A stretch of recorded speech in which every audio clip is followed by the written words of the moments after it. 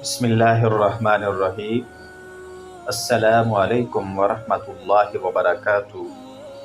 ناظرین، امید ہے کہ آپ سب خیریت سے ہوں گے۔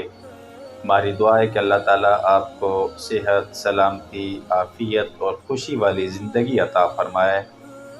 اللہ تعالیٰ دنیا اور آخرت کی تمام کامیابیوں، کامرانیوں سے نوازے، آمین۔ آپ حضرات سے درخواست ہے کہ اگر ہماری ویڈیو اچھی لگے اس کو لائک ضرور کریں، کومنٹ میں اپنی رائے کا اظہار کریں، اور اگر آپ نئے ہیں تو ہمارے چینل کو سبسکرائب کر کے اس دینی علمی سفر میں ہمارے ساتھ ہو جائیں۔ جزاکم اللہ احسن الجزا۔ محترم ناظرین، آج کا ہمارا ٹاپک، آج کا ہمارا موضوع توبہ کی تعریف، توبہ کی ڈیفینیشن ہے۔ یاد رکھیں، قرآن پاک میں توبہ کا لفظ عام طور سے دو معنوں پر آیا ہے۔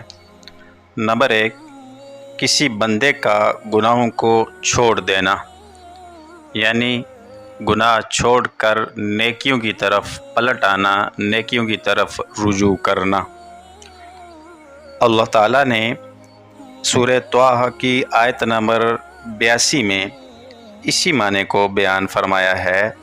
فرمایا وَإِنِّي لَغَفَّارٌ لِمَن تَابَ وَآمَنَ وَعَمِلَ صَالِحًا ثُمَّ اهْتَدَىٰ، بے شک میں بڑا بخشنے والا ہوں اس کو جو توبہ کرے اور ایمان لائے اور اچھے کام کرے پھر ہدایت پر قائم رہے۔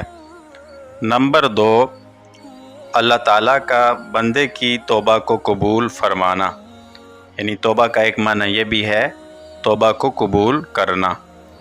سورۃ البقرہ آیت نمبر 160، اس میں توبہ اسی معنی میں استعمال ہوا ہے۔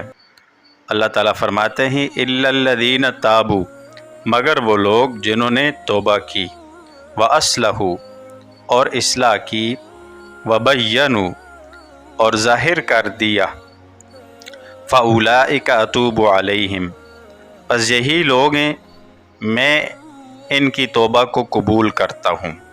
تو یہاں جو دوسرے نمبر پر آیا ہے اتوب علیہم، یہاں توبہ کا لفظ توبہ کے قبول کرنے کے معنی میں استعمال ہوا ہے۔ اللہ تعالیٰ فرماتے ہیں میں ان کی توبہ کو قبول کرتا ہوں۔ جو لوگ کیا کریں؟ توبہ کریں، اصلاح کریں اور اللہ تعالیٰ کے احکامات کو ظاہر کر دیں، ان کو بیان کریں، تو ان کی توبہ کو میں قبول کرتا ہوں۔ اس کا جو اصطلاحی معنی ہے اس میں 4 چیزیں شامل ہیں۔ نمبر ایک، جو گناہ کیا ہے اس پر نادم ہو جانا، پشیمان ہو جانا، افسوس کرنا۔ نمبر 2، گناہوں کو بالکل چھوڑ دینا۔ نمبر 3، یہ پختہ عزم و ارادہ کرنا کہ آئندہ میں گناہ نہیں کروں گا۔